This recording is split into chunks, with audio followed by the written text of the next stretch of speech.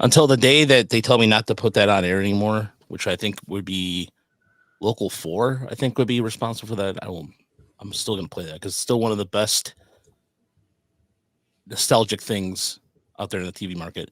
Welcome to another episode of the Morrissey Metrics podcast, here, episode 73. And I was doing the math earlier.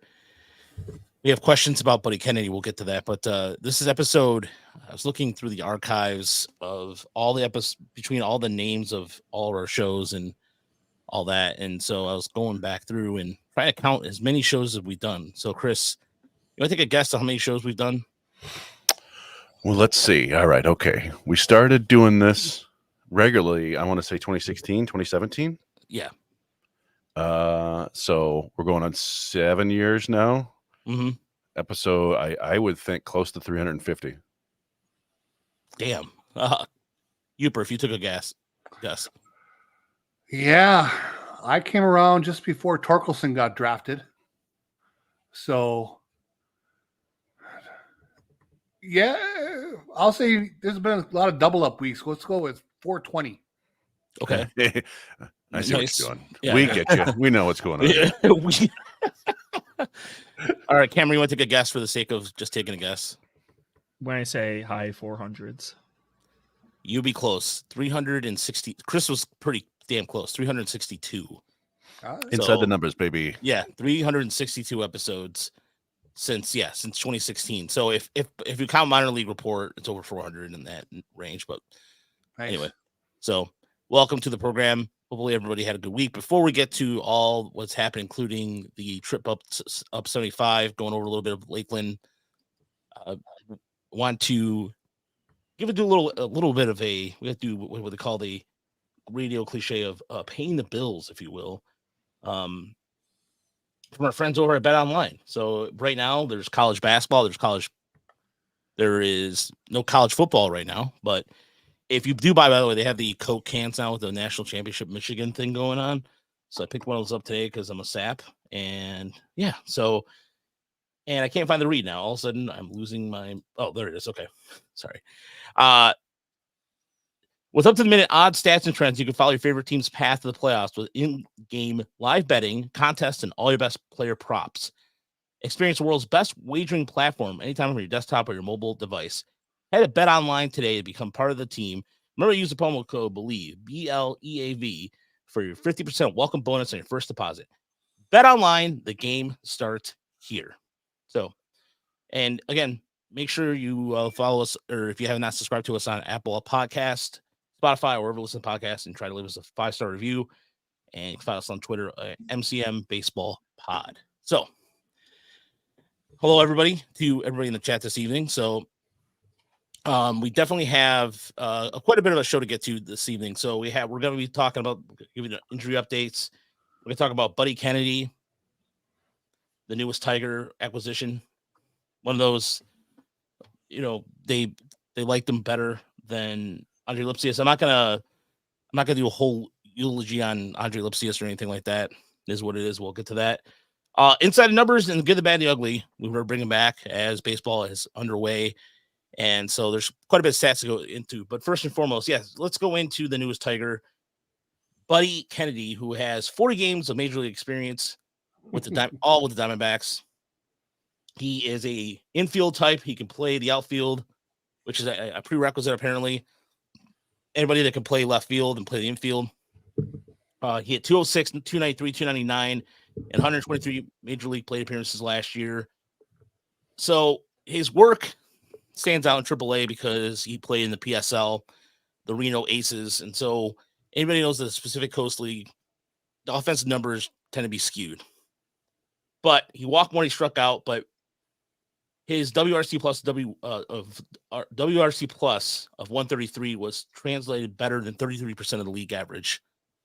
So, but yeah, that's how his numbers translate over. And so also he has a picture. There was a picture of him that I pulled up earlier that I put in the chat. I'm gonna find it right now because it's one of those pictures that you kind of go, oh, all right, that's something you don't see every day. And I don't know, Cameron, I don't think you saw it. I think I put this in their Discord chat, but for those Yeah, who I did saw not it in see, Discord. yeah, But, he had fun on media day. yeah, he had fun on look, check that out. So that's Buddy Kennedy spotting the BK right there, smile on his face. That's just looks like a happy guy right there. If your name is Buddy, you're almost automatically happy. Yeah, You're starting from ahead in the game. yeah, that's just yeah. Again, and the Tigers might, who knows? As Chris has said, I mean, and he's correct about this. Next week he could be gone. Yeah, based on what we've seen from Scott Harris so far, the waiver claims or whatever, don't seem to last very long. We've had a couple that stuck it out. I think Tyler Holton, but yeah, I don't know. It was an interesting move to me. I don't pretend to know much about Buddy Kennedy. I mean, you looked at the stats and stuff. My guess is that he's a little bit more defensively versatile to them than Andre Lipsius, who is kind of, it's a tough one. I know, Raj, you don't want to do a eulogy for Andre Lipsius, but he's one of the first guys we saw when we started going out to games together back in 2019, right? We would, Right. He was drafted that same class with Riley Green and Nick Quintana and Ryan Kreidler and Bryant Packard. And since then, we've discovered, of course, Kerry Carpenter and others that have blown up. But yeah, I mean, Raj kind of famously immediately identified Lipsius as a better player than Nick Quintana. Like immediately, the first game, he was like, "I like Lipsius more than Quintana," and Quintana has already retired. And the thing was, like, we've always liked him as a hitter. He was always a good hitter, patient, would hit the ball the other way. And back then in West Michigan and even into Erie, he could get away with playing second base and even some shortstop. But he just, I don't think he has the foot speed. He's always just kind of been heavy-footed. And they tried him at third base in the big leagues, and he graded out pretty poorly. So now he's looking at first base, left field, basically. And if you're going to do that, you got to be able to hit for a ton of power. And it's just not really there, unfortunately. He's kind of like a 10, 15 home run guy in a full season. And I don't know. It's tough. I know, we had some wise guys on the internet, and we always talk about how much it's you got to feel for these players as people, right? That you're losing the job. As somebody who just lost his job, I know how much that sucks. And so, he's up in his air, his future's up in the air. So we feel bad for him, but hopefully he'll either get through waivers and stick with the Tigers and get a chance to come back, or maybe somebody else will give him a chance at the big leagues. Do yourself oh, go ahead, Uper. Well, the thing about it is I always feel bad because, and I'm not the first to go down this road and talk about this, but I just think it's so true. The guys who are in AAA and are relatively successful are so freaking good at baseball. And it's just so amazing that they lack just that extra little twitch in the muscle to be a guy who an MLB team is going to keep around, right? That the skill level is the ability to have that, to take that final step is just so amazing, despite how good they are. So you feel bad for a guy like Lipsius. He's young enough. You got to believe some team will give him a chance. If not, the Tigers bringing him back. Same with Buddy Kennedy, kind of cycling through the bottom of the roster again. Same old story, trying to maybe get a little bit better than the guy they have now. And they'll keep just cycling through those guys. And he could end up on the TJ Hopkins pile before you know it, but maybe he sticks around. We'll see. Yeah, I mean, we tend to put the numbers on it. The way I like to say it is you're in AAA, you're one of the 1,500 best baseball players in the world, right? But you have to be one of the 750 best baseball players in the world to make the majors, and that's got to be tough to be like, I'm incredibly good, but not quite good enough. Yep. Yeah. It's one of those things too, where also do yourself a favor. If you're gonna blast a guy, make sure his wife is not around, because there was a series of tweets that I was pulling screen grabs for it earlier, and then I forgot where I put them on a sheet. But here's the thing: if you're gonna rip on a guy, do yourself. Look, as Uper just mentioned, it is very hard to hit a ball. We're not pros by any stretch of the imagination, but if there's one thing about his wife since day one, since the day we started going out there in West Michigan many moons ago, every time she immediately went on Twitter and she was looking for a fight, and she got one, and she lay this guy to waste. But it was Talking Tigers got smoked.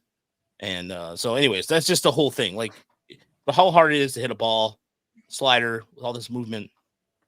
Just make sure you're back up here. Oh, I don't know why everybody's hung up on that guy. Well, I mean, the reason why I didn't want to do a eulogy on him is because, yeah, I was pretty high on him early on, and I still am, and I still think he's going to be. I never said he was going to be all-star or anything like that, but he's still going to be a serviceable player. And he's it's like that kind of thing where it's difference of what the Tigers want to do in the past versus what they want to do in the future. And so Lipsius, they gave him an opportunity. He made the most of it. And now they're just going to move on. And so it's interesting, too, because you would think that their emphasis on defense and everything, he's better defensively than Perez. But Perez also is like, you know what? Look, I'm going to go hit. I'm going to go hit a home run. I'm going to go hit. I'm going to stay in the outfield now permanently, which is now, this is something that Hinch finally made a decision on, thank God. I missed that. When did they say that? They said that yesterday, that they're going to just put him, they're going to strictly put him in the outfield now. Oh, nice. Yeah, I totally missed that. Yeah. It's overdue. It makes sense. Well, but that's the thing, though. Like, Winslow Perez has the speed and agility to play center field if he has to, and Andre Lipsius doesn't. Like, unfortunately, that's just the way it is. If he could, he'd probably still be on the roster. Like, Andre Lipsius is a better hitter than Ryan Kreidler. But Ryan Kreidler can play really good shortstop and third base, and he's played some time in center field. So it's a balancing act, right? You carry a certain number of players on your team, and you have to figure out who you can keep and who you can't. Yeah. And so go ahead. So I'm Buddy Kennedy real quick. Looking at his fan graphs for like 10 seconds, it looks like he's Zach McKinstry light. Like, he makes good swing decisions. He hits the ball in the sweet spot a lot. But he's already 25 and hasn't gotten into any power. So I don't see the logic dropping Lipsius and having Buddy Kennedy, other than I guess he's just slightly more athletic in the field. But yeah, I mean, he might be gone next week, so this conversation might just be redundant. Yeah, I mean, so I don't know where it was. I think it may have been at Fangraphs, but there was an article about, how the Rays keep doing it, how they're good. And the basic idea was that, they go and identify players that they can fix before anybody else realizes it. So you would think at a 25-year-old, that's probably not happening. Maybe the Tigers see something. I don't know. I think that they really, a lot of times it is just kind of a roster churn. What do we compare Scott Harris to the other day? He's like, he likes to try clothes on. He likes to go to the store and try clothes on, right? Like, that's fine. I did a cursory glance at Buddy Kennedy's Wikipedia page today. That's when we learned that he's good friends with Mike Trout. So there's the conspiracy theory that this is step number one in acquiring Mike Trout. And the other one was that his grandfather played in the big leagues. His name was Don Money. Oh, yeah. I saw that. And then who is it? Jake's Bad Tweets pointed out that it was like a villain from a Austin Powers movie, which cracked me up. Like, yeah, it's like Tony Mafia. Don Money was a nice ball player. Yeah, apparently he was a favorite of former Tiger Hall of Famer and broadcaster George Kell. Ah. So yeah, that guy had a long career. He was a good player for the Brewers. Yeah, that's it. Like I said, I mean, next week we could be talking about somebody else. It's kind of like Price is Right. Come on down.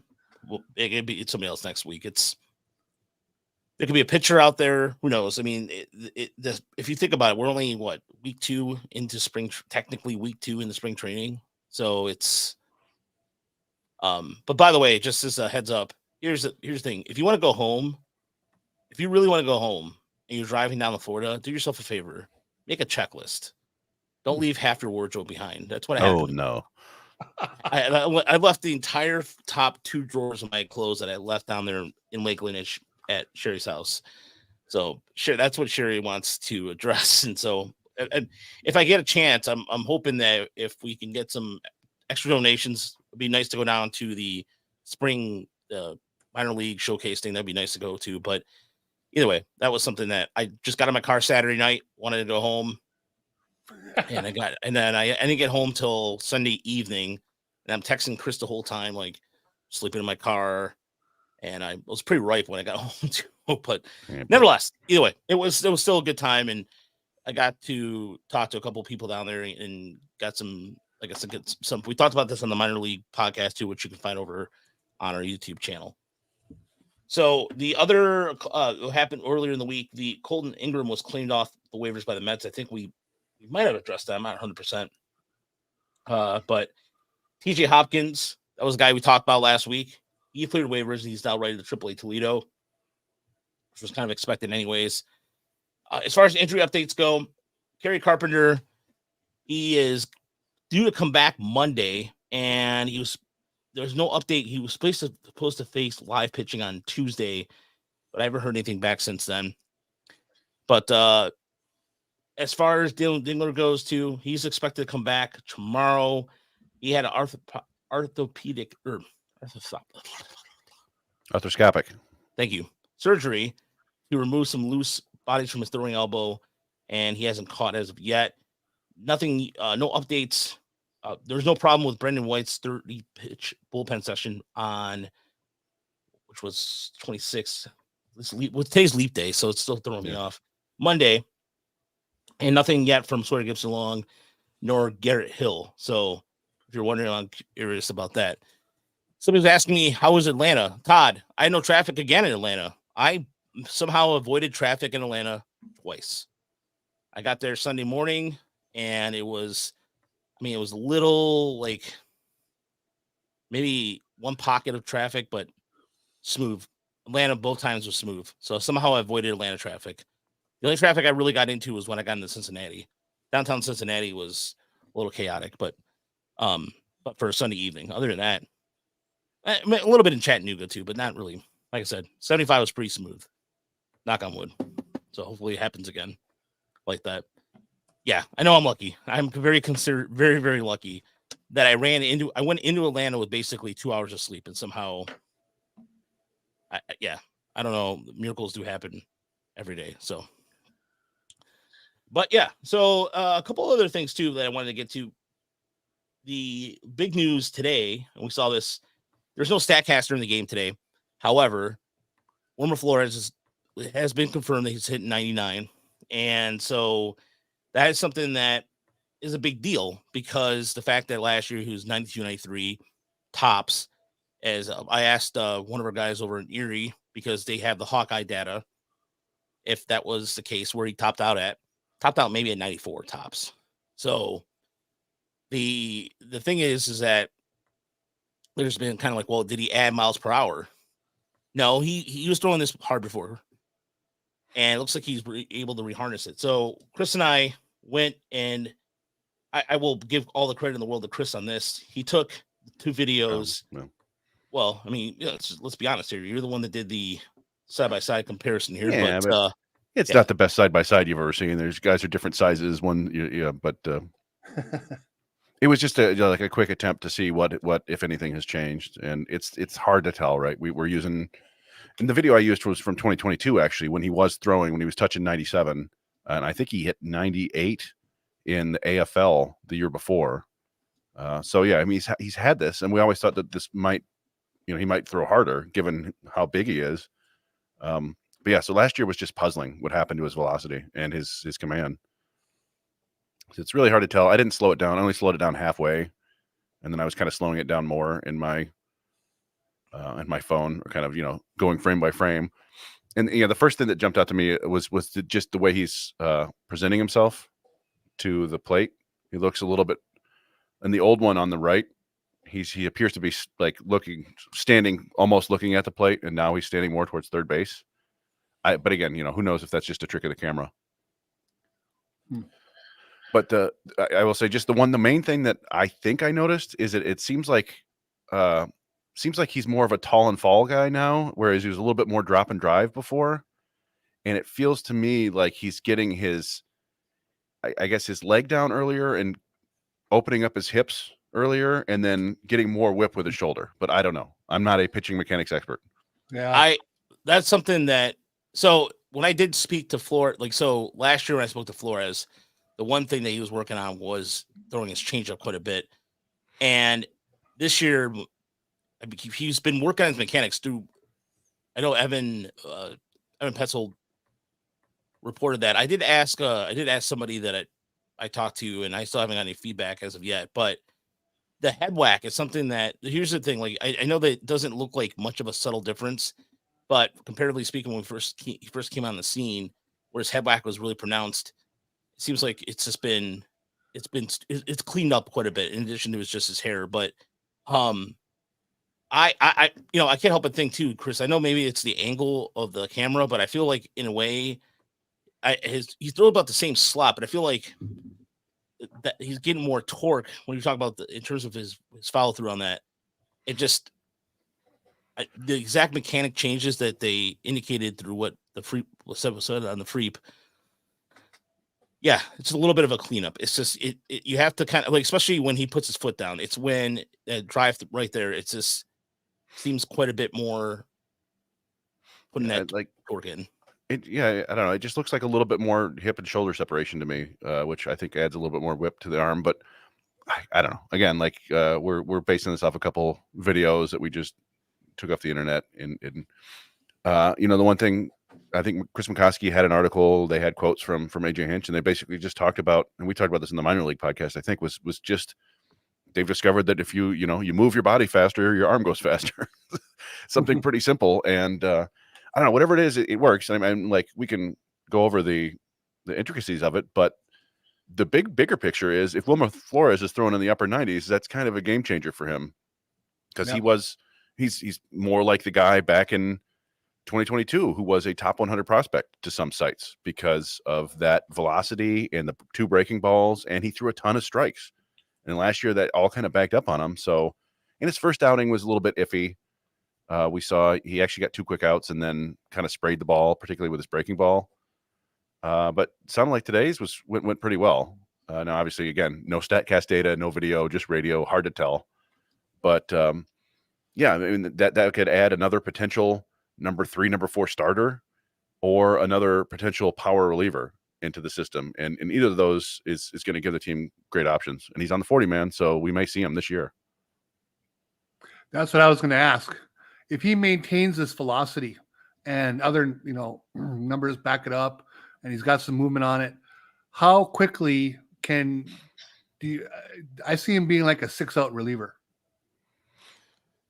Well, I know Hinch has basically indicated that if he can throw strikes, he'll have a major league job. Essentially, that's what he's been saying since day one. And it sounds as cliche as it sounds, but especially with Flores, because Flores believes that he should have been here already. And that was something that when we spoke to him. But as far as whether he's going to be a starter or reliever, that still remains to be seen. But I think the way they're using him now looks like it could be reliever, because if he doesn't have that, the one thing he struggled with last year was throwing that changeup on a consistent basis. And that's curve and slide. I mean, he has that short slider, and then he has kind of like I don't know, Chris, is it more like a... I just, for me, it's easier to call it a slider and a curve. Other people say it's a cutter and a slider or whatever. Yeah. I don't really care. He's got 2 breaking balls. One of them is I think low 80s with a little bit more depth, and one's more mid 80s with a little bit more horizontal movement. He got and we put up his first inning of work this year, the one where he struggled a bit, and his one strikeout in that outing was he got a guy looking with the hook, the deep breaking ball. And so it's still there. You do think he's going to need something to neutralize, some sort of off-speed pitch to help him with left-handed batters. But I don't think it's been a huge platoon issue for him so far in his career, even with the struggles last year. I have to check the data there, but I don't know. I think his fastball has always played pretty well. Even when the velocity was down, it seemed to have this sort of shape and spin that helped it miss bats. So, yeah, if you're throwing upper 90s with that kind of shape and you can locate it, that's a potential weapon. You guys have seen a lot of both. If he maintains this, if this is real, what he's going to be for the short term, at least anyway, what is he over and above a Bo Brisky? Well, that's a good question. Brisky is kind of the opposite, right? Because he's always been searching for that breaking ball. He's always had a really nice changeup. Yep. We tell the story all the time about when we were out there in West Michigan with Jake Bowes and James Chipman, and they were like, "Is that his changeup? That's a damn good changeup." And yeah, sure enough, like, a year later, he's in the big leagues. I think Flores, this is a little bit more velocity than Brisky. Brisky has a nice fastball, good shape on it. So yeah, it's like kind of pick your poison. Do you want a guy without a changeup, or do you want a guy without a breaking ball? Now we saw Brisky's got a new breaking ball this year too. That was another one we only saw via the data. It's a little bit more vertical, I think. He's kind of just given up on trying to, make it move horizontally. But if he can get it to drop more, it might pair well with his fastball. I don't know. I mean, they're both. And we had this discussion in the Discord earlier. There's nothing wrong with having a whole bunch of guys who throw hard, especially if they have interesting arm angles and interesting shapes. So, yeah, I don't know. That's a tough one. I mean, I would give the edge to Brisky just because he's been in the big leagues and has had some success. But I would think Flores might have a little higher ceiling.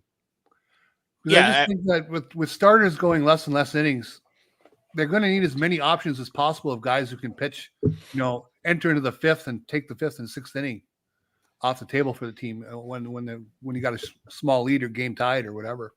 And that's kind of where I've always kind of thought if Flores ever comes on, that's where he's going to fit in those middle innings. Yeah, I think if you're looking at the way they're going to use those two, I mean, Brisky, I thought last year trying to put him back in the rotation, I thought it was just because they didn't really have much of a choice. But I think he's a guy who you let him air out in the 6th or 7th inning.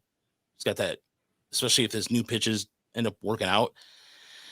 But as far as Flores goes, I still think there's starter capability there because I just don't, between him and if you're going to ask me about between him and Montero obviously has more of a starter upside than Flores does. But as far as where they're going to put him to, I mean, if you think about it this way, it does give them that luxury to say if they wanted to use an arm to trade for a batter or whatever they wanted to give them a call it. So that does appeal. There's multiple ways to look at that for Flores. And I did want to talk about, somebody brought up Deadly Ninja Breeze, talked about Casey Mize's first appearance of the spring. Looked pretty good. Fastball, combining that with the split finger. He was talking about this. He's talked about this a little last year with the mechanics changes. And it's showing. I mean, again, you got to be encouraged with, you just can't really look at the box score that comes with him or Reese Olson for that matter. But it was encouraging to see. And I was taken back a little bit. I was taken by surprise and pleasantly surprised because Mize definitely needs a good season. If in order for the Tigers to win the division, Mize, I think, has to be 125, 130, or even from 125, 140 innings max. Or that's what you need for Mize in order to win the division, at least in my opinion.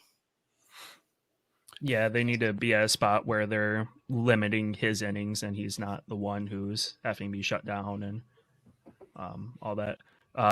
With Mize and Olsen today, both of them had rough first innings, and then they came back out for the second inning and got, I think, 1, 2, 3 innings. So I think adding on, I mean, hopefully next start they're going 3 innings, and they just keep adding on to it because the control issues look rough the first innings for Olsen and Mize, and then coming back out that second inning, pleasant surprise.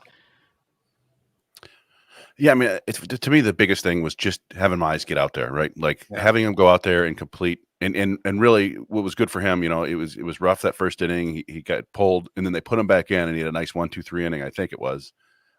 That's got to be an awesome feeling for him. This is damn near 2 full years without pitching competitively, and just to get back out there was great. But beyond that, to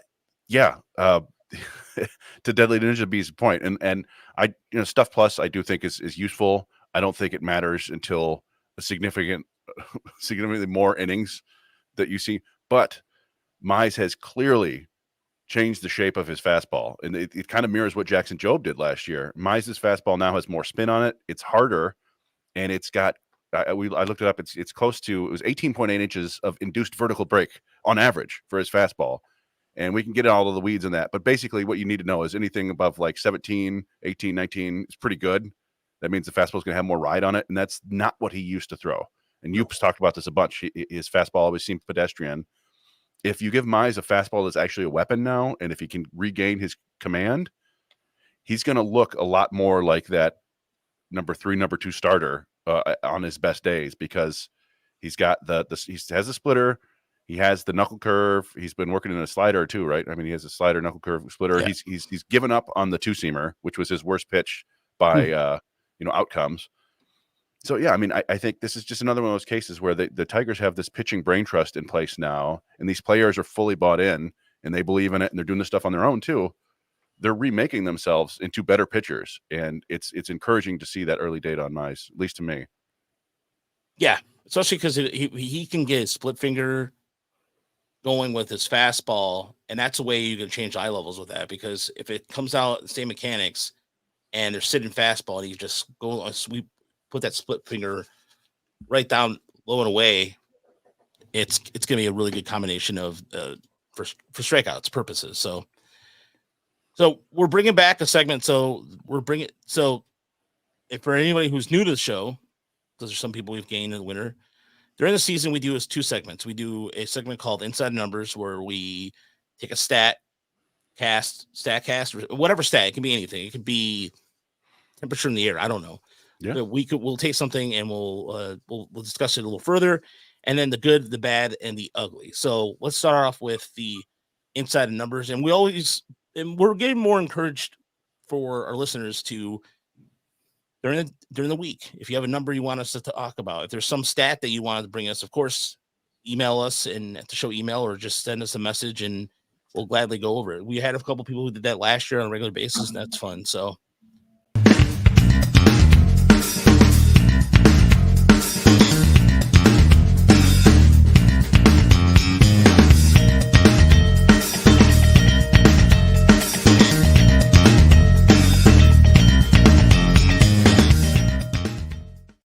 all right, that's the Red Hot Chili Pepper version of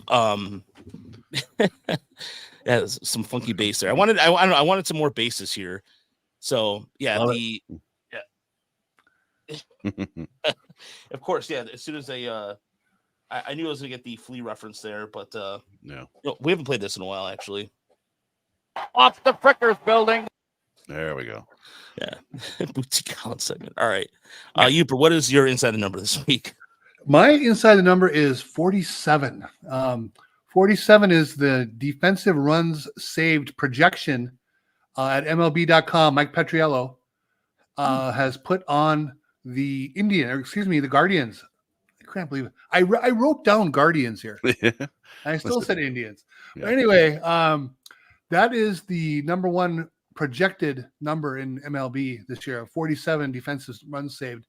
Last year, both the Rangers and the Diamondbacks, the World Series representatives, were in their preseason top 3 in defensive runs saved. And this doesn't mean that the Guardians are going to the playoffs or the World Series, but it does show that they have a pretty good defense. If a couple of those pitchers, Tanner Bybee and Gavin Williams, are what they think they are, put a good defense behind them, you can see how the Guardians, no matter what we think of their offseason and their ownership, how they could hang around, because catching the ball is one factor that if you want to hang around, catching the ball is a good thing to be good at. And it looks like the Indians, there you go, the Guardians have some defense with Miles Straw, Kwan, the Jimenez in the infield. Their catchers are all solid. They're going to catch the ball and probably be a pain in everybody's butt as usual. I like that. All right. Cameron, what's your inside number? First off, if the Guardians pitching carries them to another Central Division win, I may turn into the Joker. It's been like 5 of the last 7 years. My inside the number is 60%, which is the percentage of strikes Alex Lang threw in his opening appearance in spring training. I don't know. I just want to vent about Alex Lang, really. Out of the 198 relief pitchers that threw 40 innings last year, Alex Lang was tied for second worst with a 15.6 walk percentage. League average is 8.6, so almost double league average. Last year, he threw 57% strikes. League average was 63% strikes. So yeah, I mean, I just want to see Alex Lang throw strikes. I guess he technically was 3% better than his total last year, but small sample size, all that. Yeah, 60%. Alex Lang, throw more strikes, please. Work that fastball, son. Work that fastball. He's one of the few relievers I've ever seen closing games who I just felt he was afraid to throw a fastball at times. And that's His no way, fastball is that's very no way to bad. live. Yeah, it's tough. I mean, that's the thing is his fastball has good velocity, and he worked in some nice two-seamers last year. But yeah, it's very hittable. It is in that dead zone, the bad area of IVB, where you're getting kind of the same amount of horizontal and vertical movement, and that. I can do mine. It's on the number, I suppose. So mine is fairly basic. It's 32.2. That is the projected WAR total for the Detroit Tigers this year, according to Fangraphs. Which the good news is that's among the better WAR totals that they've had since 2016. It breaks down to 18.6 WAR from the hitters and 13.7 from the pitchers.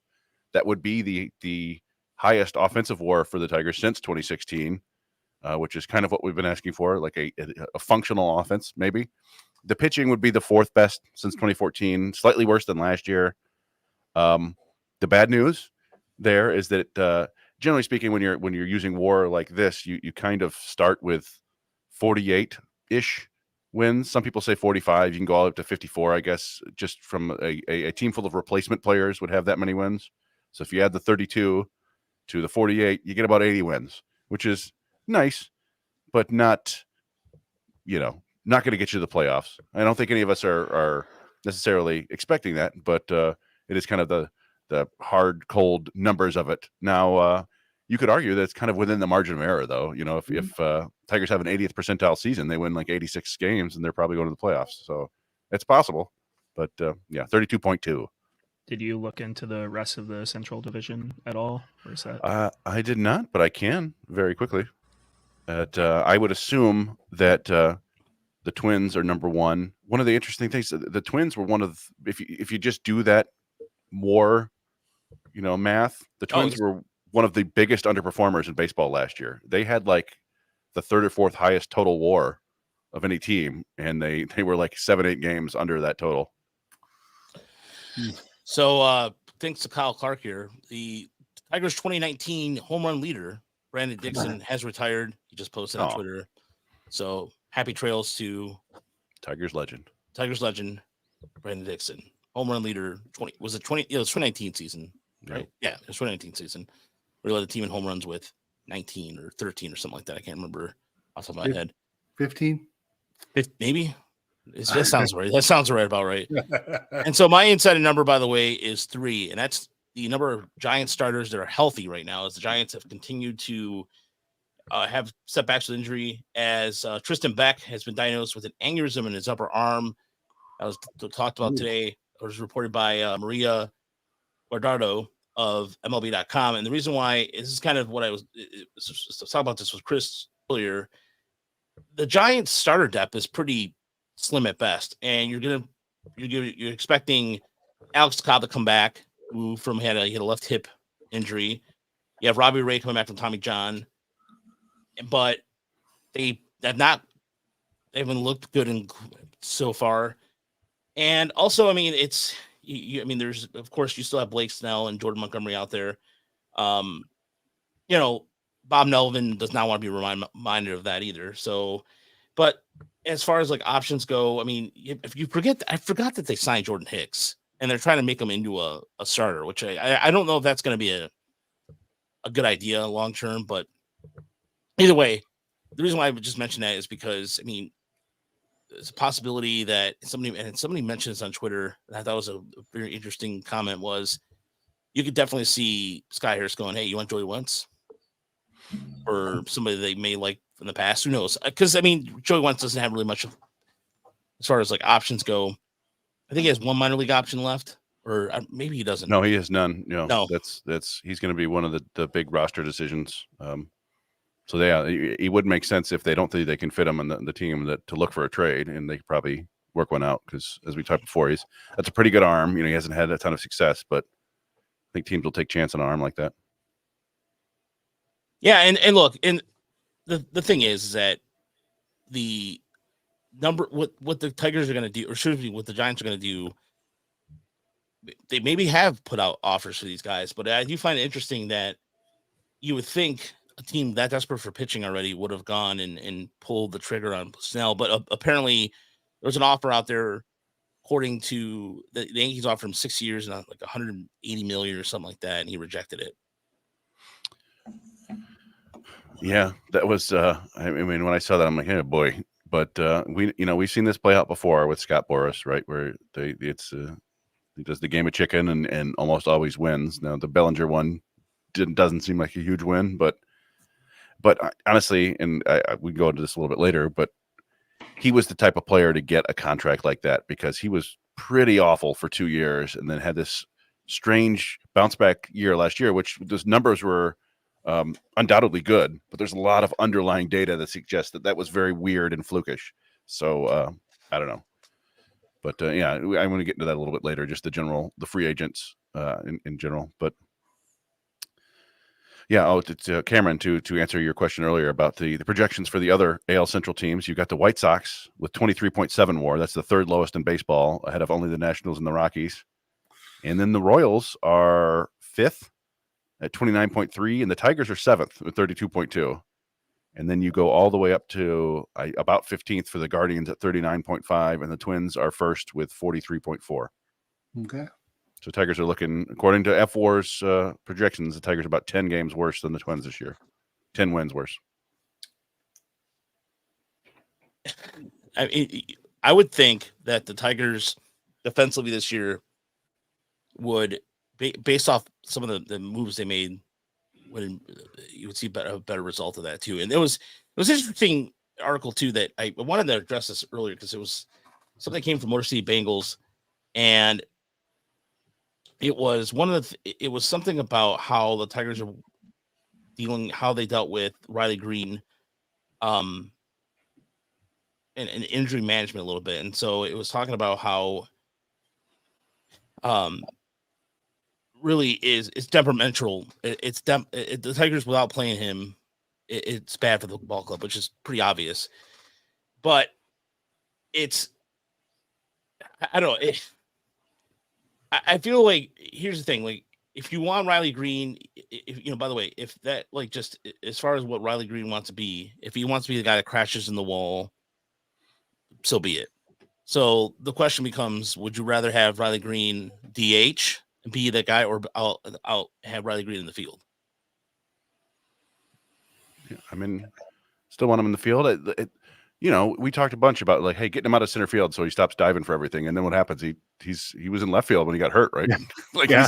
It's just who he is. He's just going to dive for balls. He's going to do that, and I think Hinch said something along the lines that you don't want to tell him to stop because then you get hurt like that too. Running fast, then deciding you can't dive for it and pulling up, and you just got to hope that his body can hold up doing Superman stuff every fifth game. Yeah, I made a joke on Reddit that if Riley Green dives for a ball again, I want George Lombard to go out there and, like, yell at him like it's Little League and he's the coach's son and he did something dumb. Like, I just cringe every time I see it. First off, it's a dive. Like, it's not a nice sliding catch. It's not, like, smooth. It's a dive, and he's putting his body on the line, and it's tough to watch in real time. What in the f*** are we doing here? Hell, I don't know. Now Sometimes it seems like those feet first dives by outfielders, they seem safer to me. The sliding catches versus diving and landing on your chest. That seems like when shoulders got messed up. I feel like Maglio was the king of the sliding catch back in the day. Like, yeah, just going to slide and grab this. You might know this as an umpire. Are there any rules against, stuffing your jersey with a pillow? Stuffing your jersey with a pillow. So Riley Green just wears a pillow into the outfield, and if he dives, and he's laying on a pillow. It might hamper the mobility a little bit. There would be no problem probably making that some kind of therapeutic device that needs to be worn. There we go. Absolutely. Problem solved. You know what they could do is, like, you could do the parachute pants, MC Hammer style, and just make them like the he pulls him every time he's about to slide. All right, we're getting a little out of hand with this. So let's go into the good, the bad, the ugly.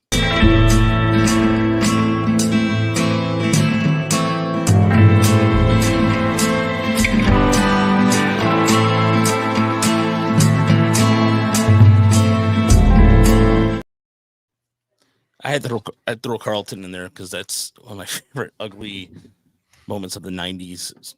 Okay, Chris, what is your good, the bad, the ugly this week? So my good is Drew Anderson, who, I tweeted about this, but not everybody's on Twitter, right? He had a really impressive spring debut. Really pleasant surprise. Not a guy I was paying any attention to. Went out 2 perfect innings. I think 6 up, 6 down, 26 pitches, 20 strikes. But beyond the strike throwing, it was the stuff. The stuff looked really good. At least the data looked really good, right? We can't. I didn't see it. But his four-seamer was sitting 97 with above-average spin and 19 inches of induced vertical break, which is great. Had a hard slider and a curve and a change.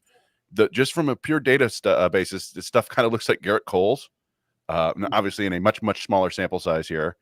And I'm not really sure about the specifics of what his deal is. He's not on the 40-man, but I don't know what's going on, like if he has to be at the end of camp or whatever. But if he keeps pitching like this, they're going to probably have to find a spot for him in the big leagues, because that looks like one of their better arms in camp so far. My bad, and you kind of touched on this already, Raj, and this is just pretty typical of spring training, is the injuries so far. It's my least favorite part of spring. So far, the Tigers have been kind of spared, fortunately, but you assume something's coming along at some point. It sounds like Seattle might lose their nasty reliever Matt Brash for the year. You mentioned Tristan Beck with an aneurysm in his arm. Kodai Senga out until May with a shoulder. Kendall Graveman's out for the year. Robert Stevenson's hurt. Emmett Sheehan of the Dodgers has general body soreness. Is out for several weeks. I don't know what's going on in there. Nick Frasco has a shoulder issue. Just a part of the lousy part of spring where guys are finally ramping up and then their arms just kind of break. And I don't like it. By the way, I looked up arm aneurysm. Mm-hmm. Don't look it up. It's, all right. Just skip I don't it. Don't look up any aneurysms, I would think. No, none of them are good. And my ugly, and is just the general baseball discourse around Detroit right now. Among, I guess, larger media, and certainly Cameron can speak to this. He's been fighting his battles.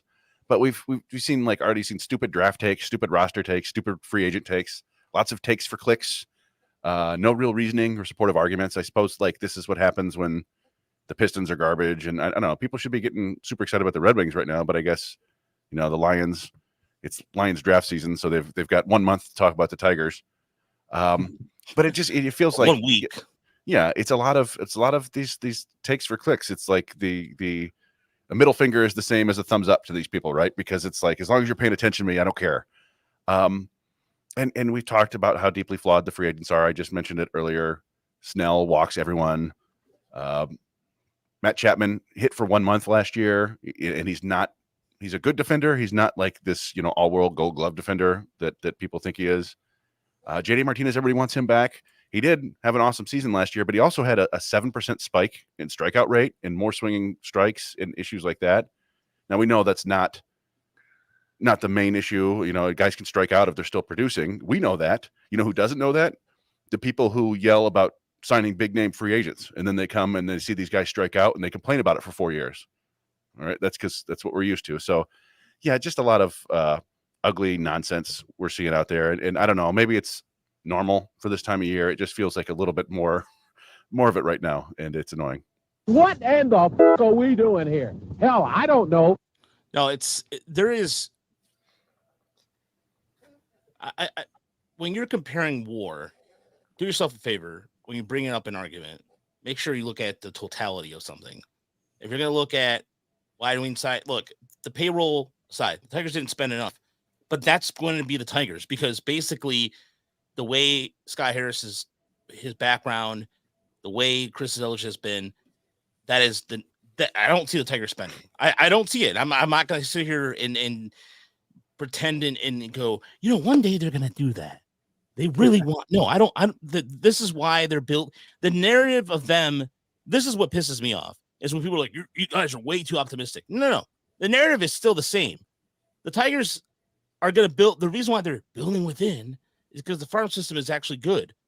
If they were trying to build within and the system was shite, we would say the system is shite. That's that simple. That being said, what I don't understand is if you're going to compare WAR, JD Martinez had a, you're going to put Matt Chapman's WAR. Okay, fine. But then when you go to JD Martinez, Mark Hanhan can also play defense. JD Martinez can't. But JD Martinez is a better bat.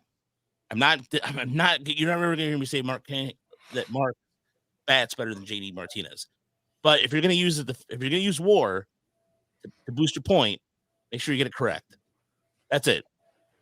And there's even with like 97.1 and all that, Pat Caputo, the Tiger Talk show with Dan Dickerson, fantastic stuff.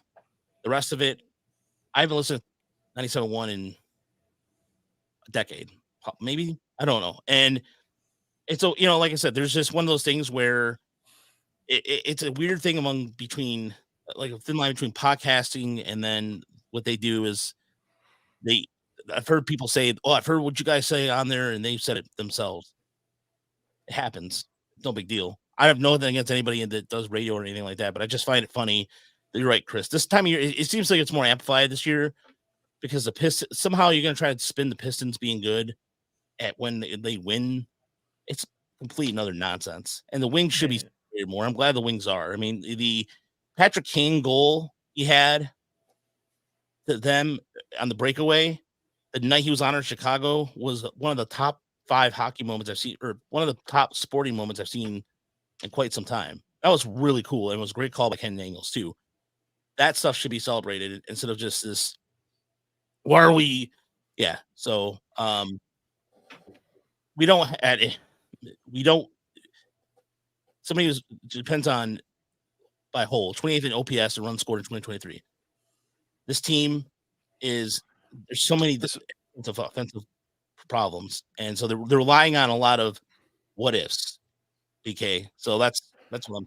Well, here's the thing, and it's we touched on this earlier, is people just think like, oh, these guys are big names. They've had a history of production that they're just going to instantly make the team better, and they're like. That's just not necessarily true. We've seen that with Javi Baez, right? Javi Baez was a big name guy. He wasn't the biggest name that people wanted, but it's not like Carlos Correa has been the world's biggest stud since that free agent class. Simeon and Seager have been awesome, but apparently they were never really options for the Tigers. Trevor Story has been mostly injured. Yep. Like the big names, you'd never know. Tigers fans, like the memory hole, like Jordan Zimmerman, Javi Baez. Like, do we not remember what happens with these guys sometimes? And you don't win awards for most WAR per dollar spent. But if you're where the Tigers are right now, where you have a lot of young guys who you're hoping are going to continue to get better and help you compete, you're not going to block them with guys on $35 million a year contracts who might produce as much as Giovanni Urshela for $1.5 million. It's just like there's no guarantee that Cody Bellinger is going to go out and do what he did last year. And to that point, when I talked about earlier, his ex-WOBA, an expected weighted on base average, based on the quality of his contact last year, lower than Andy Ibanez. He outperformed that by like 45 points last year, one of the biggest outliers in all of baseball. Now, there's some people who say, oh, it was on purpose. He was only going for power and, early in counts. And then, later in counts, he would just kind of poke singles the other way like Luis Ariz. Maybe that's true. I don't know, but I'm not spending $90 million to find out. I don't know. So it's just where the Tigers are right now. And I'm optimistic that they might spend in the future. Say Alex Bregman's available next year and they really want to make a big splash. I wouldn't bet money on it at this point, but yeah, I don't know. I hope that they're not planning on keeping a $70 million payroll for the, rest of the universe. Yeah, as a reminder, Eric Haas took 282 plate appearances last year, Jonathan Scope 151, Nick Maton 293, Zach Short 253, Tyler Nevin 111, Zach McKinstry, who will still be on the team, took 518. I don't think any of us think Zach McKinstry will take 500 plate appearances this year. Miguel Cabrera took 370, no disrespect to him. So Akil Baddoo 357.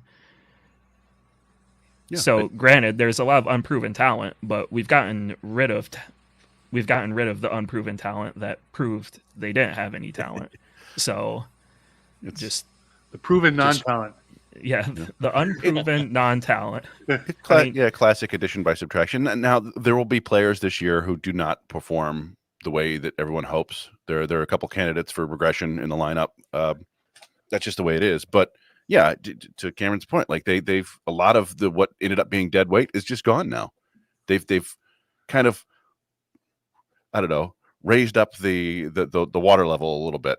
So it shouldn't, if things go bad, they shouldn't be nearly as bad. Yeah, we'll see what happens. And again, it's better at least they have something to work with. So Cameron, what's your good and bad the ugly this week? My good is Eddie's Leonard hard hit rate. I think there's one game he played in where we didn't have batted ball data, but other than that, a lot of hard hits. I think with the data we do have, 80% of his hits have been over 95 miles per hour EV. So if you're a Baez hater, keep your eyes out on Eddie's Leonard. And then we can probably talk about his defense sometime before the end of spring training. My bad is actually my take on JD Martinez that I had a week ago. I'm going to walk it back slightly. After listening to Valenti give his spiel about why he wants JD Martinez, it made me look into my opinion a little bit more. I think Chris and Joey from the Discord pointed out the strikeout rates and the swing decisions becoming worse as the years go by. I think JD Martinez would definitely help the offense. I think the Tigers have other options they can use. Mainly Justin Henry Malloy, who is free and deserves a shot. And then my ugly is Chris Bryant. There's an Athletic article that came out today. Chris Bryant on signing with the Rockies. Kind of a long quote here. It's like, oh shoot, I need to get there, Bryant said. This is him reporting to spring training in 2021. It's like, oh shoot, I need to get there. There were other teams interested, but I didn't want to wait around. It was a completely different situation for a lot of free agents at the time. I guess I didn't do as much research into the prospects as I could have. Talking about the Rockies. So I guess Chris Bryant just signed there on a whim because he was offered the contract and wanted to report somewhere for spring training. Yeah, well, I mean, they seemed like the only team that was offering them that big contract, right? Like at a certain point, you just kind of have to take. I mean, I don't know, like the union gets mad at you if you take a deal for like $80 million less than that you're getting offered. And that's, what do you know? Another big name free agent signing that hasn't gone great with a bad back. I mean, again, this is the show of bad backs. I've said, like, we've talked about this since day one. It felt like even when the contract offer came in, it was a Rocky fan who maybe suggested to the owner, like, take a shot, maybe see what happens. And I wonder if it was one of those things where they woke up the next day, they got the email, and he says they accepted, and he's like, looking at it and goes, wait, what? He said yes? Oh, shit. And everybody just scrambling around over in Denver somewhere. I could tell. Same reaction Dabrowski had with Pudge signing. Yeah. Like, yeah. What? He said yes? Okay. So, yeah, that. All right. Huber, what is your good, the bad, the ugly this week? Good. I got a couple things. Well, first, I need to, for the listeners out there, as we bring back our segments, it's always good to remember that we don't plan these ahead. And just to note that you three guys have trampled over my good, the bad, and the ugly herd of elephants. So I'm going to be winging this a little bit, but that's okay. That's part of the beauty of live broadcasting. My good, two non-related things to the Tigers and one about the Tigers. I read where Byron Buxton is going to be playing center field again, at least for near term until he hurts himself. But let's hope he doesn't hurt himself, because even though he's in the Tigers division and, him having success could hurt Detroit, he's a pleasure to watch, and he was exciting as hell to watch in the field. It would be great if he could find some second wind to his career and be a center fielder again and be able to stay out there. So let's hope for that. But he hasn't played center field now in a couple of years, so you got to keep your fingers crossed on that one. Today, pretty cool thing happened. Paul Skeens took the mound for the Pirates, former number 1 overall pick. He was facing former number 1 overall pick Jackson Holliday at the dish. Behind the plate was Henry Davis, former number 1 overall pick. On deck, Adley Rutschman, former number 1 overall pick. So that was quite the congregation of talent around home plate at the Pirates-Orioles exhibition game. So I hope the people there really enjoyed and appreciated what they saw. But is Torque the only one missing there? That's you got 4 of the last 5. Yeah, Skeens, Holiday, Davis, Torque, Richmond. Yeah, well, that's fun. Yeah, it was kind of a cool thing. About the Tigers, one good thing I was going to talk about Mize, we talk about Lang, blah, blah, blah. That's fine. Jason Foley hitting 100 miles an hour this week, coming out there, triple digits, showing some pop. To me, if you're going to run a traditional 9th inning, he's your save guy bullpen, he's my first option based on what we saw last year. Alex Lang's he's going to have to work his way back into that role. Because if you expect to win this year and contend for the division, you got to start on opening day. Last year didn't matter. They were never in contention for a single day. So if they wanted to keep trotting Lang out there and try to fix it, great. And he looked better at times toward the end, but still, I thought Foley was the better pitcher. He's someone who can throw his fastball in the strike zone and get some outs on occasion versus Lang. And that's what I want to see out of a reliever. A guy's going to come in, throw hard, throw strikes, get people out in the strike zone. Alex Lang likes to get people out outside of the strike zone, which is fine when it works. But that's why he has that walk rate that Cameron mentioned. Bad. MLB, they're starting to hint around about mandating roster makeup again and reducing it to 12 pitchers. Forcing a team to carry 12 pitchers, their hope supposedly is to reestablish the starting pitcher as someone who goes farther, deeper into games, make the starting pitcher match up on a nightly basis, something fans can dig their teeth into again. Like this was the day where Nolan Ryan was facing Steve Carlton, right, back in the 70s. We don't have much of that anymore, and that's fine. But I really worry when the main office wants to dictate what clubs do with their roster. I think you build your roster to your satisfaction and compete with it. I don't really care to see them mandate how many pitchers are carried by a team. I also don't think it really solves as much as they think it will. It doesn't solve the third time through the order problem. And as long as that exists, there are going to be starting pitchers now that are no longer trusted to try that. I don't know what having less pitchers really does for that. So we'll just have to see what goes on with that. The other rule change coming up is they announced it a few weeks back. They're going to be enforcing blocking bases more than they were. Before, when you were sliding into second base, it was very common for us to see if you were stealing second and a second baseman was covering, you would see that second baseman put his knee down in front of the base quite a bit to try to block it, which is totally legal when you have the ball. However, umpires in MLB they were stretching things now. You pretty much had to be in the process of catching the ball and you could block that base.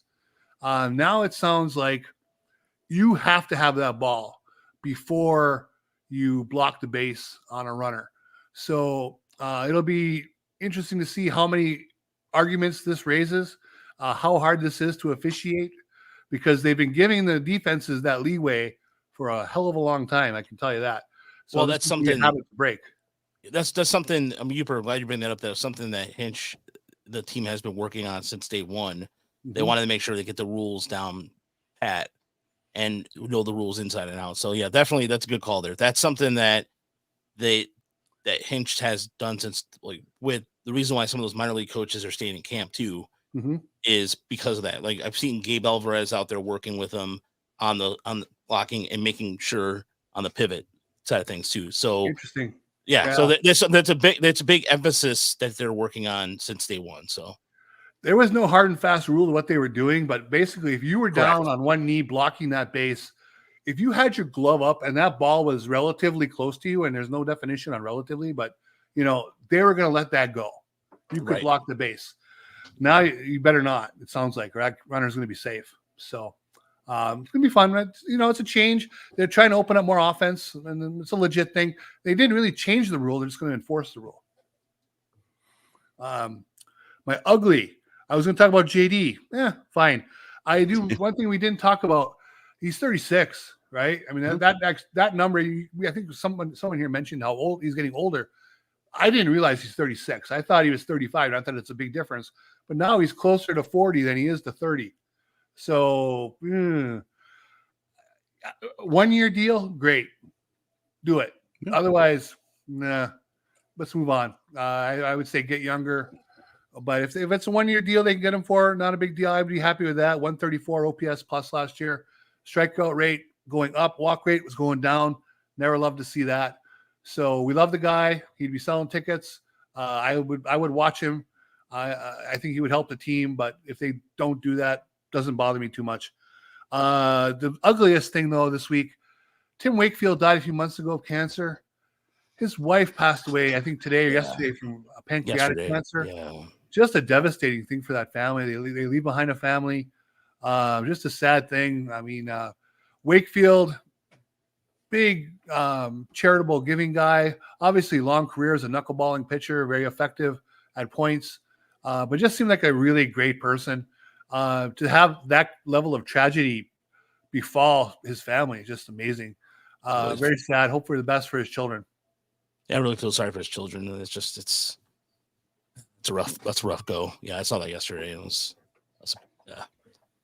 So James Wood, my good this week is James Wood, and I saw him hit last year for the AA affiliate for I'm trying to think of Harrisburg. Thank you. The guy can hit hard. I mean, he hits like a ton. He's 6'7". He has that O'Neill Cruz, but he hits with power. Mm-hmm. I saw him hit last year. He's already got 3 or 4 home runs already on the spring. And him and Lane Thomas, I mean, look, if you're a Nationals fan, I mean, there's not much. This farm system is slowly but surely getting back to what it is, but that should be a lot of fun to watch that guy play. I like watching him play for his size. He has speed and power and all. And so he's also a Maryland native. So he's native to the DC area. So that's cool to see. But yeah, that's if there's a change. What's up, Chris? I just remember, we put up a clip of James Wood hitting a home run against off Chavez Fernander that was probably 460 feet. He hit it over the scoreboard there in Harrisburg. Just an absolute he's that dude. If he hits, he's got like Aaron Judge power. Yeah, when you hear it, it's just and I like watching him play a lot, and so that's if there's another guy from another system I like watching him is James Woods. He's off to a good start. My bad is, this is something where you can always count on Tiger fans to do, and of course everybody's gonna keep track of this. Is the first start of Eduardo Rodriguez for the Diamondbacks? 1 inning, 4 hits, 4 runs, 2 home runs, and a pair of walks and 2 strikeouts. It's spring, but worth pointing out because I know somebody was going to ask, well, how are you, Rod, doing? And so why not point that out? I still have him on 2 of my fantasy teams, so I'm hoping for a good season. And speaking of, and that leads to my ugly, my fantasy squad that I've inherited. And so, it's just a small thing.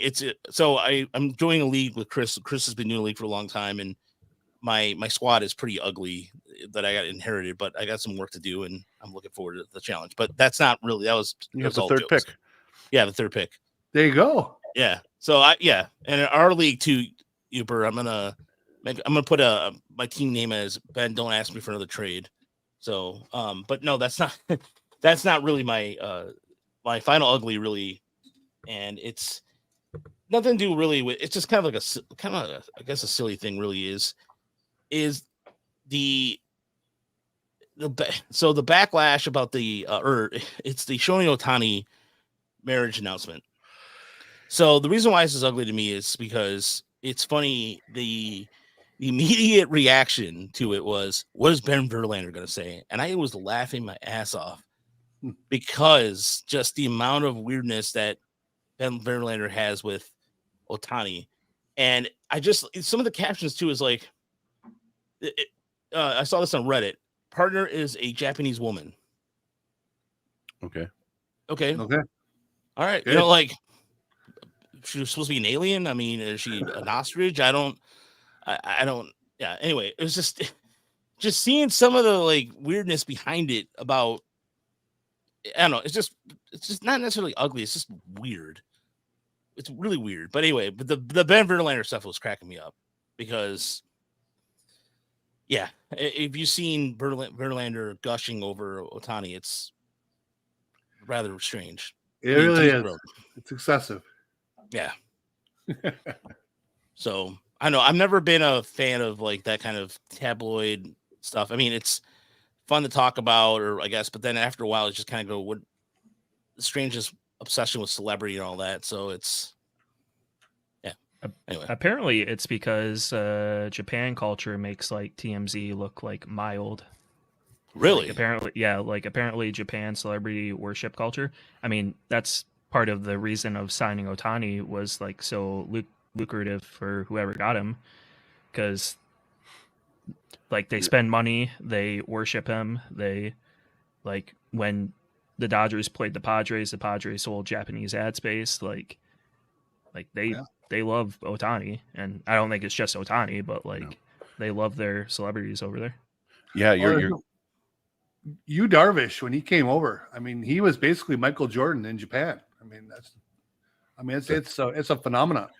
I was just about to say that, but not just Michael Jordan. He was Michael Jordan and like throw in like a pop singer. He had like records, like songs, because that's just what the more popular you are, it just happens. So like, okay, you got to make an album now. It's like, yeah, it's a different world over there. I'm trying to remember. We had somebody in their Discord went to Japan for over a week, I thought, and yeah, good friend of the show, Matt did. Yeah, and I would love to do that. Me too. I would have trouble though, unless they have English signs everywhere. I'm not great at reading. Like I can get by in Rome or Paris, where they use the same letters that we do. I'd have a little bit of trouble once you start getting to like Russia and China and Japan, where the letters don't make any sense to me. Your Cyrillic is a little rusty. Yeah, I don't understand what these letters are. I can look at maps and stuff, but yeah, I mean, it would be amazing to see what life in Japan is. But yeah, Cameron's absolutely right. Like well, you just have to watch Mr. Baseball tonight. Tom Selleck. Tom Selleck. Well, here's the thing too. Like I know for a fact that we have the Japanese culture, the media, like especially tomorrow we're going to see this firsthand with the Tigers. For the first start for Maeda, yeah. So I there was a camp. There was like 6 or 7 people there when I was down there in Lakeland. I'm not foreign to that, but I did not realize. I mean, then again, I was thinking about this. I'm like, well, wait a minute, Roger. This is the same culture that at one point the band Cheap Trick live at Budokai. I mean, people would follow Cheap Trick around.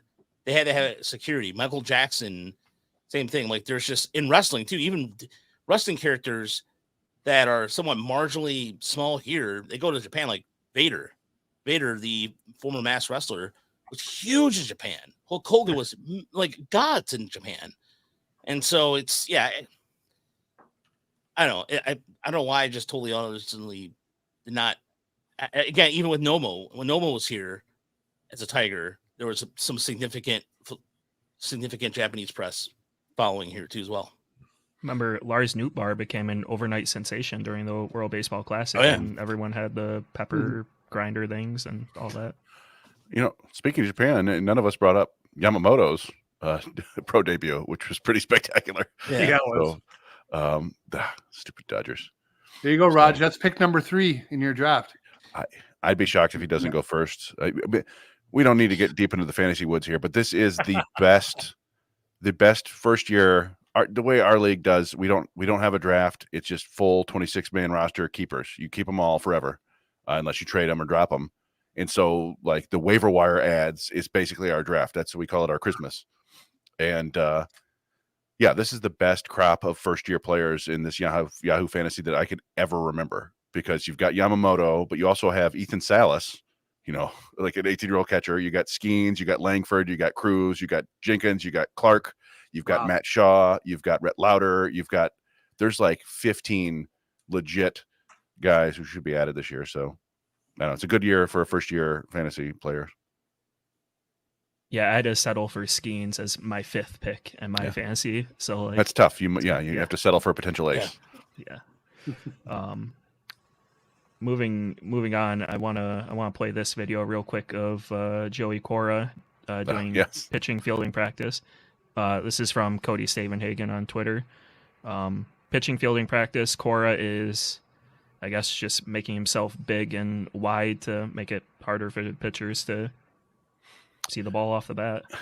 Yeah, I think they were trying to simulate the kind of the shock of having a hitter actually there hit. I don't know. It was strange to me. I didn't quite understand what was going on, but they seem to like Cora down there, and so it looks weird, but it makes sense. Like, half the videos I have on my phone when we're doing batting practice drills, you hear Cora yelling in Spanish, like especially to him and Baez were having a good rapport, and he's like, "Yeah, arriba," or he would say something like along the lines of, "Yeah, go, rápido, let's go." And out there this is like 10:30 in the morning, and he's just out there, and I love the way he has the energy out there with those guys. But yeah, he's definitely. It was one of that.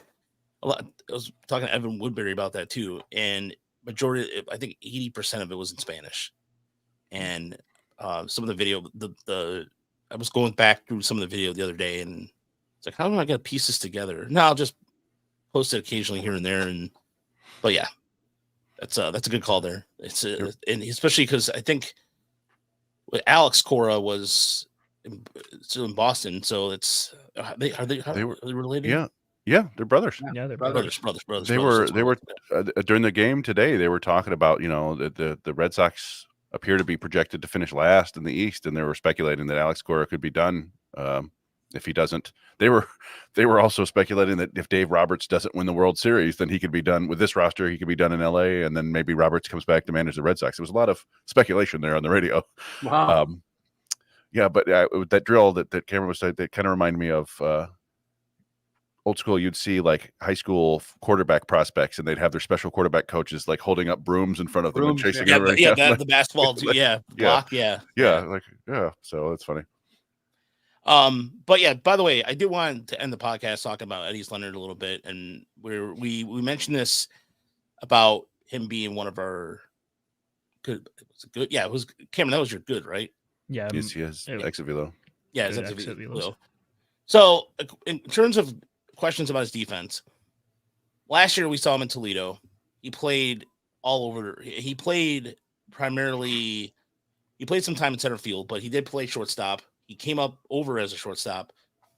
He's fine. He's kind of like a Johnny Peralta kind of type, a little bit, where he's stout, he has decent arm, sometimes has stone hands, but overall he's managed himself to be pretty decently. The write up was stone hands, according to Baseball America. There's other couple sites, but from when we saw him, I thought he was fine. And as far as him being a major league hitter, speed wise, I think he has the capability. He's a good first step out of the box. That's for sure. Yeah, there's a lot to like there. Like I think, generally speaking, he's not going to be the best defensive shortstop on a big league roster, but he's a guy that I wouldn't worry too much about. Like if you had a pinch hit and then he had to play shortstop for an inning, I think he'd survive. Like I don't think you want to give him a bunch of starts there, but yeah, And we have his data from Toledo last year. Hard contact is a thing that he does quite often. We can look at it. It's his average exit velocity in Toledo last year was 90.2, which was just right below Kerry Carpenter. Kerry Carpenter's 90.3. It's pretty hard. Justice Bigby, 91. Justice Bigby has been hitting the ball hard too, because that's what Justice Bigby does. Bigby and Leonard are guys that are going to be fun to watch for the rest of the spring, just because of just to see them. That they smoke the ball. And Leonard is on the 40 man.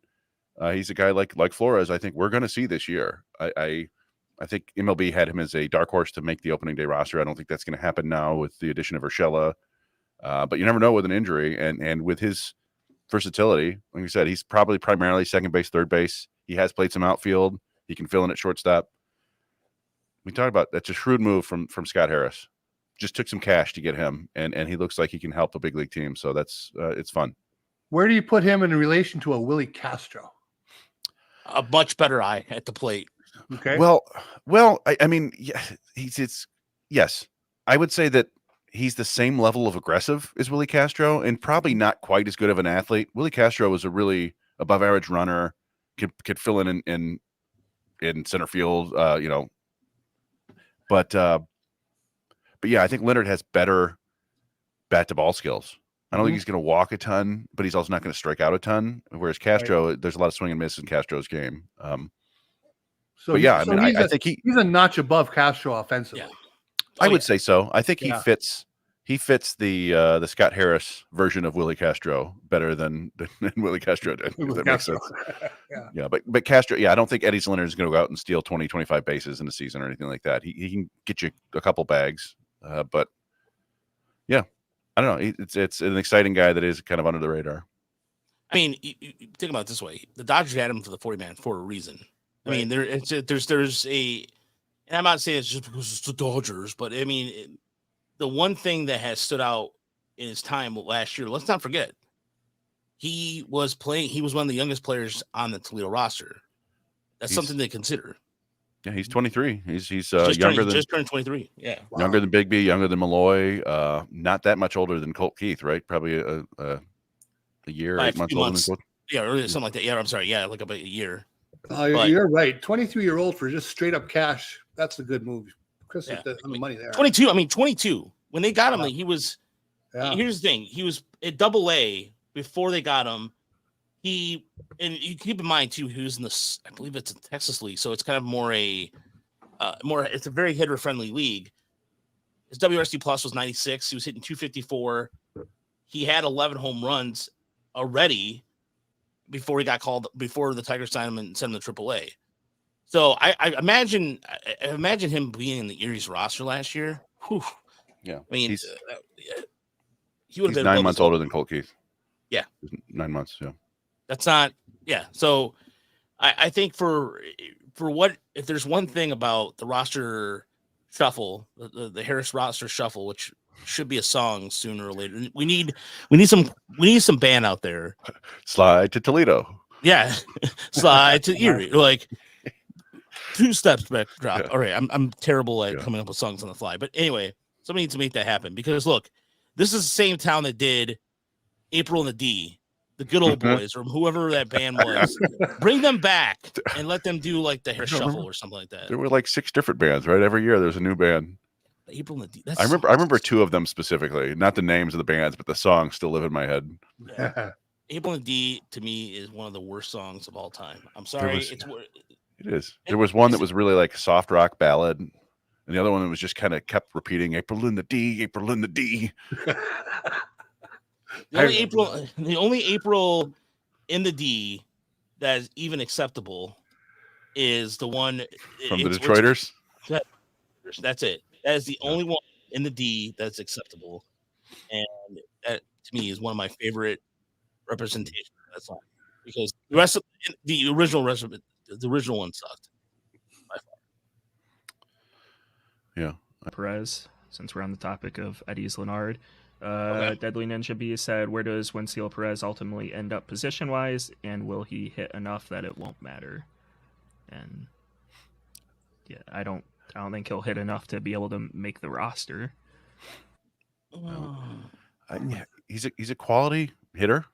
We've seen him. He has a little bit of pop there. I think his home run the other day was like 105 off the bat. He'll take his walks. He puts the ball in play, works it from line to line, gap to gap.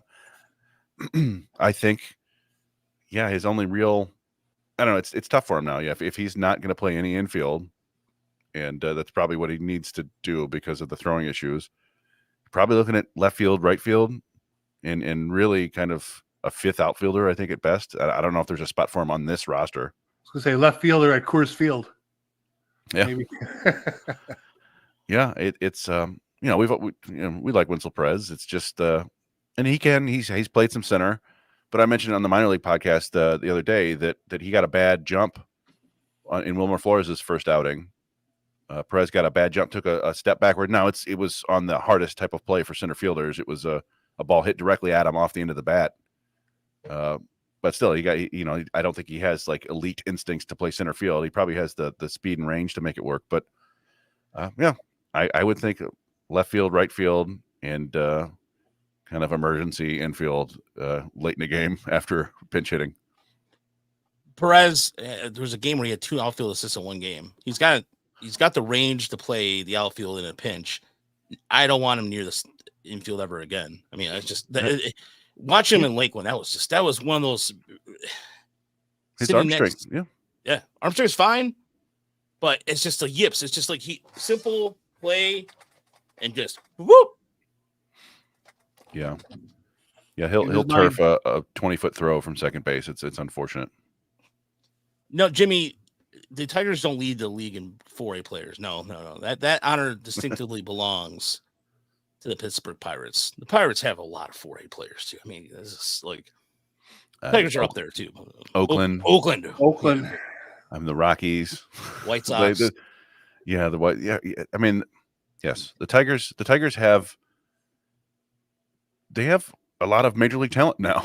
It's kind of average to fringe average major league talent, but that's Scott Harris has made this 40-man roster better in that 27 to 40 range, where these guys are all, and we talked to even after that, the 10 guys after that, they're all kind of major league caliber players.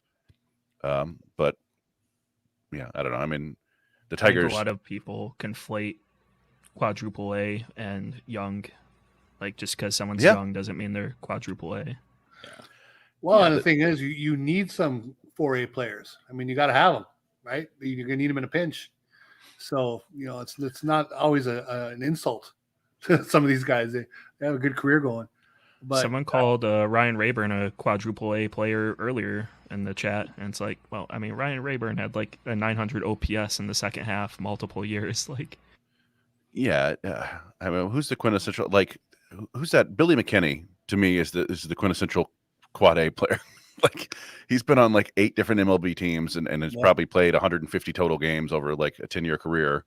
My man Vic, Rob Brantley. Yeah, Vic Reyes. Vic Reyes, baby. Rob Brantley. Yeah. Rob Brantley's a 4A player to me. Yeah. Now it's a little bit different when you're a catcher because true. but yeah, you're exactly right. Like, yeah, Ryan Rayburn was he was just a very volatile player. That doesn't make you a 4A guy. That goes back to that point I made at the beginning of the show. Think how talented that guy was. That guy had real talent. Yeah. And he could go on benders where he could carry an offense for 10 days. And ultimately, we think of him as not that great, guy who was maybe a liability at times. But compared to the rest of the world, that guy was an athletic stud. Just didn't work out at the MLB level. Yeah, Tyler Collins, 4A player. Mike Hessman, 4A player. There's a couple comments in the chat about that. That's a 4A player right there. Ain't wrong. Don Kelly. Kelly was probably a 4A player. How dare you? How dare you? Chris? No, I mean, there's room for those guys, obviously, on roster. And Don Kelly had a lot of things that he brought to the team. Left-handed bat, sneaky pop, could play different positions.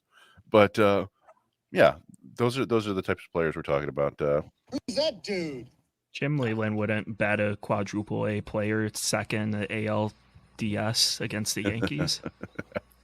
I mean, don't tell Andy Dirks he's a 4A player. Or better yet, when he's batted, what's his face second? Gomez hit the home run in Oakland. What was that guy's name? Alexis Gomez. Alexis Gomez, Lee yeah. Thomas. Does 4A player necessarily translate into future insurance agent or real estate agent? Yes.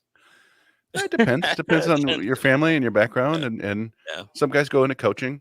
You remember AJ Reed?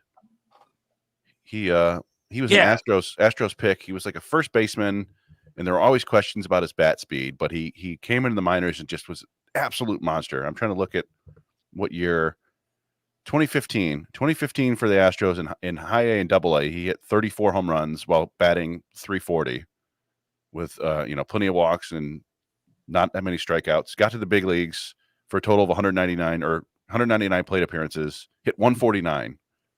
But his career AAA numbers were great. That's a quad A player. That's a guy who has the ability to hit in AAA, but not in the big leagues. And that happens sometimes. Kristen Stewart. And the Tigers had two guys like that in 1 year at first base and third base. That was the Brad Eldred? No, not Brad Eldred, but Rodriguez. Ronnie Rodriguez and the Nunez, the guy they got from Baltimore, the first baseman. Gustavo Nunez? Yeah. Not Gustavo Nunez. No. Gustavo Nunez is the old middle infielder. Ronaldo Nunez? Renato Nunez. Renato, there you go. Yeah, Ronaldo Nunez. Yeah. We got there. Yeah. So those guys are the ultimate definition of that. I mean, yeah, we could go on this forever. I mean, you could make an argument that maybe Akil Baddoo is a 4A player, or Matt Vierling, or Andy Ibanez, but all those guys have had some success in the big leagues, and that's not always the case with a true 4A player. And the Tigers have brought in a bunch of lesser-known guys here, Buddy Kennedy and their ilk. Yeah. But I think the whole offseason again was built around putting in a floor with the talent they brought in, with Maeda and the two bullpen arms and Mark Canha, Flaherty. None of these guys are going to be the ones, I think, who carry the team to the postseason if they go, or even carries them to contention. But it kind of shores up the bottom of the roster from a complete free fall with some proven major league talent. And they probably won't have to bring in as many as 4A guys up to the major league roster because of that. Yeah, that's a good way to look at it. So we're out of time. Thank you so much for listening to if you're watching us on YouTube, thank you so much for tuning in live. And of course, if you're listening to us on the audio format, we appreciate it. Again, please make sure you leave us a review. Let us know what you think. Leave us a comment on our comment section on YouTube. And of course, if you want to donate, the links will be available in the episode. And like I said, thanks to you guys, I was able to get down the spring training quicker. Again, much appreciated. It was a good time. And hopefully, maybe we'll try to go down there one more time before the end of spring training with the minor league showcase coming up in a few weeks. It would be great to go down there. So I appreciate everybody in the comment section tonight. Everybody, again, good to see Samuel in here earlier. Who always tunes in from Montreal. We have a lot of some really good crowd in here always. Paul, Old BK, Jimmy, thank you so much. Tyler as well. And there's going to be, like I said, during the week, we're going to be dropping some mini videos here and there as the season starts cranking up. So, and we'll be talking to you next week. Have a good week, everybody. I don't know how, the show is ending really weird, but yeah, there we go. Have a good week, everybody. Yeah. Goodbye.